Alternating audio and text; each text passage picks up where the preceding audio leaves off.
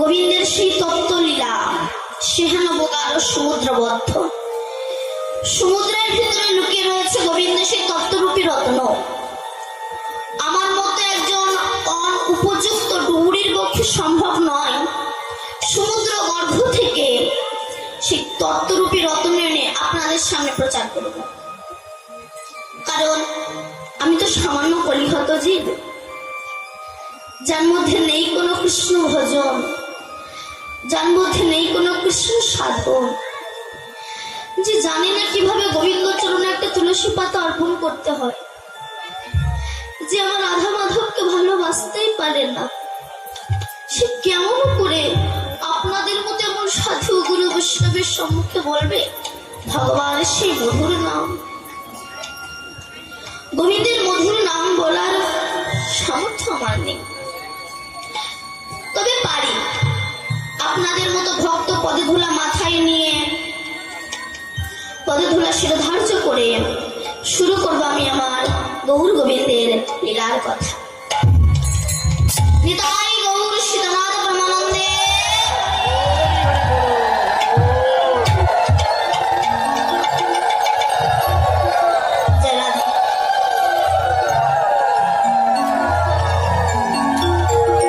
আজ আমরা যে লীলাটি আস্বাদন করব, লীলাটির নাম হচ্ছে জয় রাধে।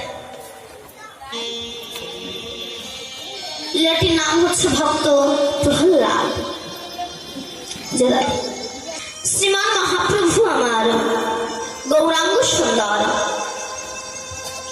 তিনি এই কলিজীবের অবস্থা দেখে, কলিজীবের দুর্দশা হেরিয়ে, পাপাচারী দুরাচারী ব্যভিচারী জীবকে উদ্ধার করে সেই গৌর হরি আমার, যিনি যমুনা তট বিহারী, সুদর্শন চক্রধারী, পুতনা বক্ষণকারী, কংসের বংশ ধ্বংসকারী, সেই গৌর হরি রাধা কান্তি বাহিরে ধরে শ্রীধাম নবদ্বীপে অবতরী, নামের ডালি মাথায় করি, কলিজীবের পায়ে ধরি, ঝরাই নয়নের বাড়ি, বলে একবার বলো তোমরা গৌর হরি। এসেছেন কলিহত জীবকে উদ্ধার করার জন্য। কৃষ্ণ যে গৌর হয়ে আসবেন এর প্রমাণ হাজার হাজার গ্রন্থে লিপিবদ্ধ করা ছিল। নারদীয় পুরাণে, গরুড় পুরাণে, স্কন্ধ পুরাণে, বায়ু পুরাণে তিনি লিখেছেন আমি গৌর হয়ে নবদ্বীপে যাব। কিন্তু কখন গৌর হয়ে যাব? কলেও প্রথম সন্ধ্যায়ন গৌরাঙ্গ হহং মহিতলে ভাগীরথী তটরত্নে ভবিষ্যামি শচীসুত। কলির প্রথম সন্ধ্যায় মানুষ যখন অমানুষ হয়ে যাবে, মানুষের নৈতিক চরিত্র, জ্ঞান, বিবেক, বুদ্ধি লোপ পাবে, মানুষের স্বভাব দেখে পশু পর্যন্ত লজ্জা পাবে, মানুষকে দেখলে চেনা যাবে না কি মানুষ না অমানুষ। সেই সময় আমি গৌর হয়ে পৃথিবীতে যাব। বলছে আমি আপনি তো দূরের কথা, আমাদের কথা ছেড়ে দিন। যার দেহের মধ্যে ভগবানের রক্ত ছিল, কৃষ্ণের বোনের নাম কি বাবা? সুভদ্রা। আবার সেই কৃষ্ণের আপন প্রিয় সখা হচ্ছে অর্জুন।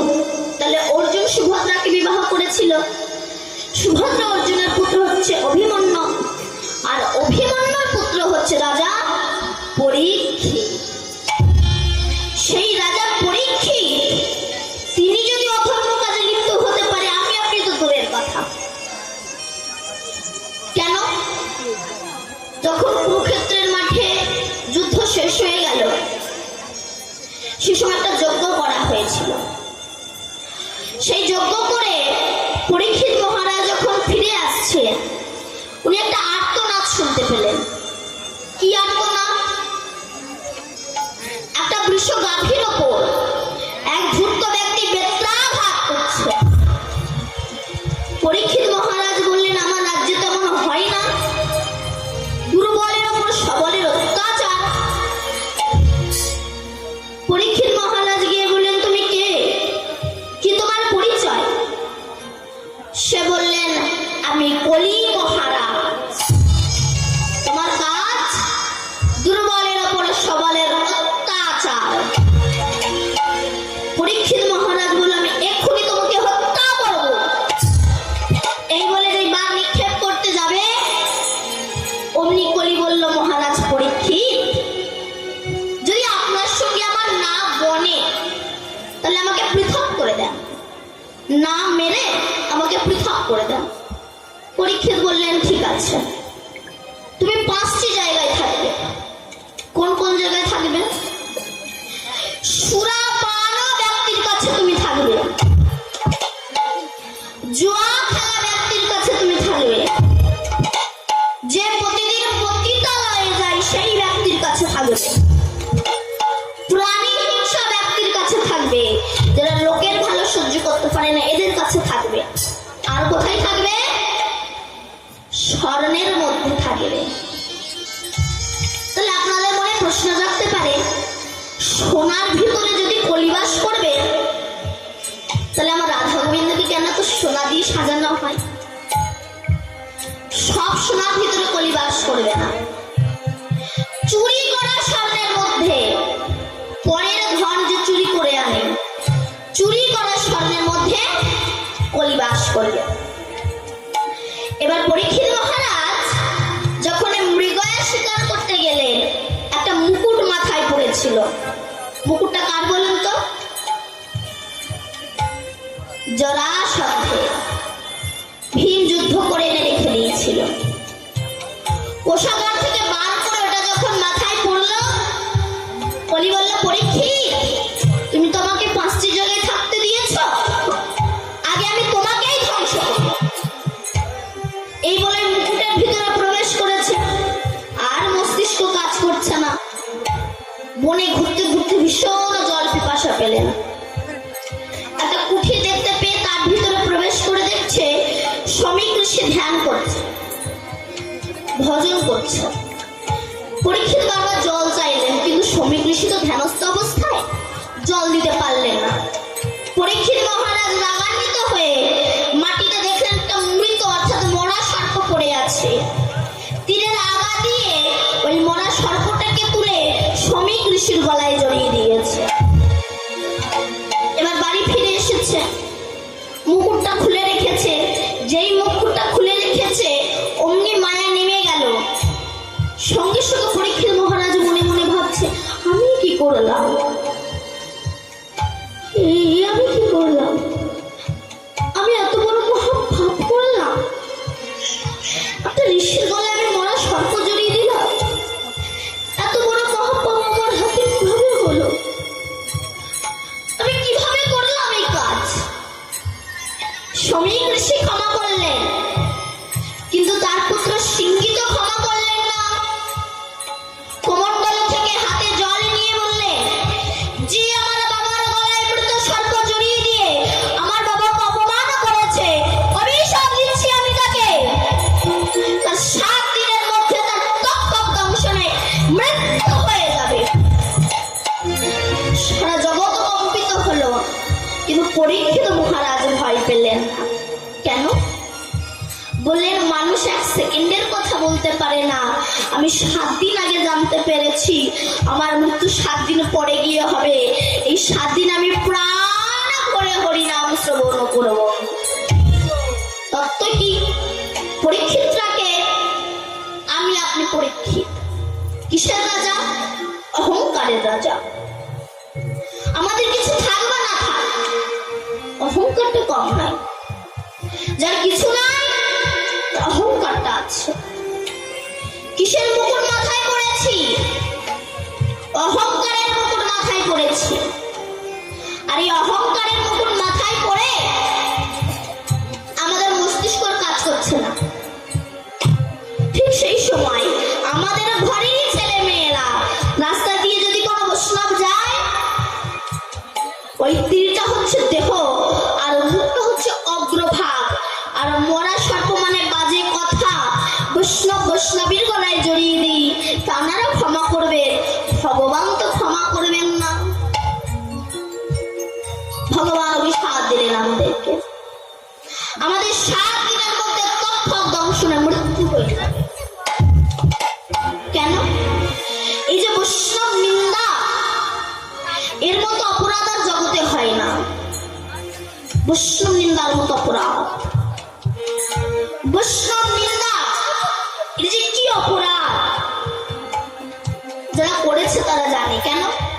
এই যে যারা বলে এই বৈষ্ণব তাই করেছে, অমুক বৈষ্ণব তাই করেছে, সেই বৈষ্ণব তাই করেছে, আমি তাদেরকে বলতে চাই, তুমি যে বৈষ্ণব নিন্দা করছো, বৈষ্ণব নিন্দা করার আগে 6টা মাস তুমি বৈষ্ণব সেজে দেখাও তো কেমন পারো। প্রতিদিন ব্রহ্ম মুহূর্তে উঠবে, বহু মুহূর্তে স্নান করবে, তারপরে তিলক মালা জপ করবে, দ্বাদশ সঙ্গে তিলক করবে, একাদশী ব্রত করবে, চাতুর্মাস ব্রত করবে, তোমার গায়ে আর মাংস থাকবে না। বৈষ্ণবকে নিন্দা করা সহজ, বৈষ্ণব হওয়া বড় কঠিন। ওনারা ক্ষমা করবেন, বৈষ্ণবের কাজ হচ্ছে প্রকৃত ক্ষমা করা, তবেই তিনি বৈষ্ণব হতে পারবেন। ওনারা ক্ষমা করবেন, ভগবান তো ক্ষমা করবেন না, অভিশাপ দিবেন। আমাদের 7 দিনের মধ্যে তক্ষক দংশনে আমাদের মৃত্যু হয়ে যাবে। আমাদের কিন্তু সবার 7 দিনের মধ্যেই মৃত্যু হবে। রবি সোম মঙ্গল বুধ বৃহস্পতি শুক্র শনি, এই 7 দিনের মধ্যেই কিন্তু আমাদের সবার মৃত্যু হবে। কোন সাপের কামড়ে, কোন তক্ষক সাপের কামড়ে? কৃষ্ণদাস কবিরাজ গোস্বামী পাদ বললেন, দেহের মধ্যে কাম হচ্ছে ফণি,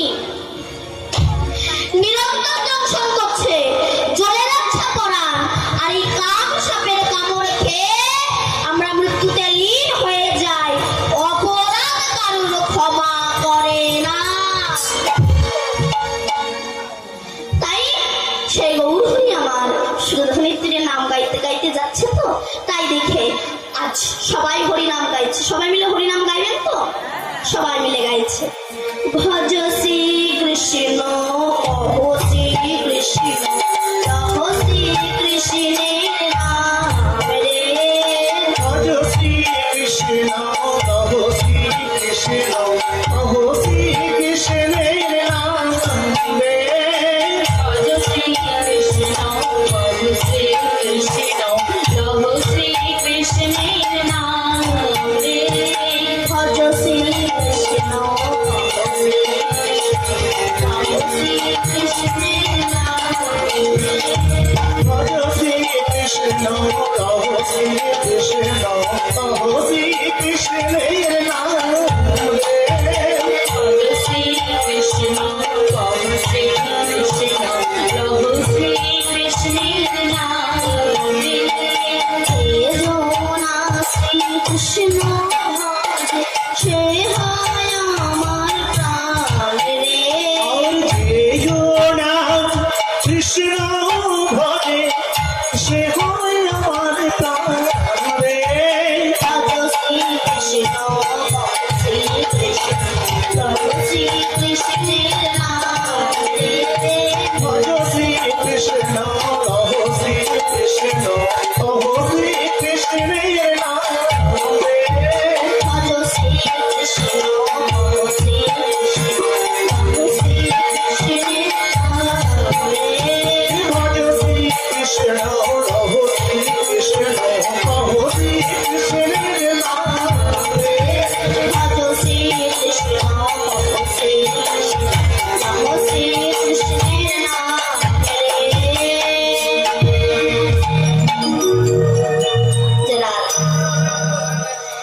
যখন হিরণ্যাক্ষ মারা গেলেন, হিরণ্যকশিপুর এসে দেখছে ভাইয়েরা বউরা সবাই কাঁদছে এবং মা দিতি কাঁদছে। হিরণ্যকশিপুর বললেন, মা কেঁদো না। কেন?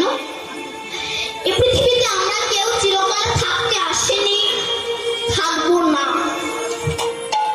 দুদিনের জন্য দেখা করতে এসেছি, তাই কেঁদো না মা।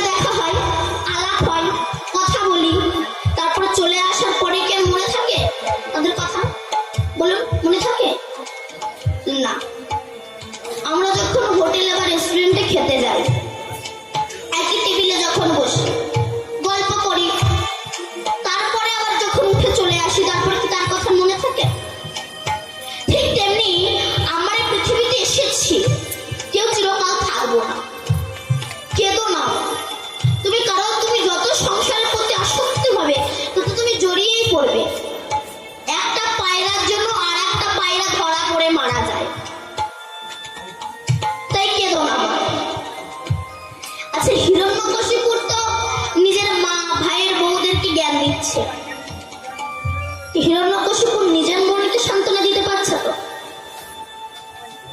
হিরণ্যকশিপু নিজের মনকে বোঝাতে পারছে তো? হিরণ্যকশিপুর মনে মনে বলছে, আমার এত সম্পত্তি, ভাই মরেছে, আমি যেন না মরি। নিজের মনকে বোঝাতে পারছে না। এই যে আমি আপনাদেরকে এত জ্ঞান দিচ্ছি, আমি কি নিজেটা পালন করি? আমি কি নিজের সব পালন করি বলুন? তো হিরণ্যকশিপুর সবাইকে বলে যাচ্ছে যে কেঁদো না, কিন্তু হিরণ্যকশিপুর নিজের মনকে সান্ত্বনা দিতে পারছে না যে ভাই মরেছে, আমি যেন না মরি। এই কথাটা একদিন ধর্মরাজ যম যুধিষ্ঠিরকে প্রশ্ন করেছিলেন, আচ্ছা যুধিষ্ঠির বলো তো আশ্চর্য কি? যুধিষ্ঠির বলেছিল, মানুষ সামনে মরছে, পেছনে মরছে, ডায়ে মরছে, বাঁয়ে মরছে, ওপরে মরছে, নিচে মরছে, তবু মানুষ বাঁচতে চায়। এটাই হচ্ছে সবচেয়ে বেশি আশ্চর্যের বিষয়। আশ্চর্যের বিষয় এটা, মানুষ এখনো বাঁচতে চায়। কিন্তু মানুষ যে কারণে পৃথিবীতে এলো, যে কথা দিয়ে এসেছিল সেটাই মানুষ পালন করে না।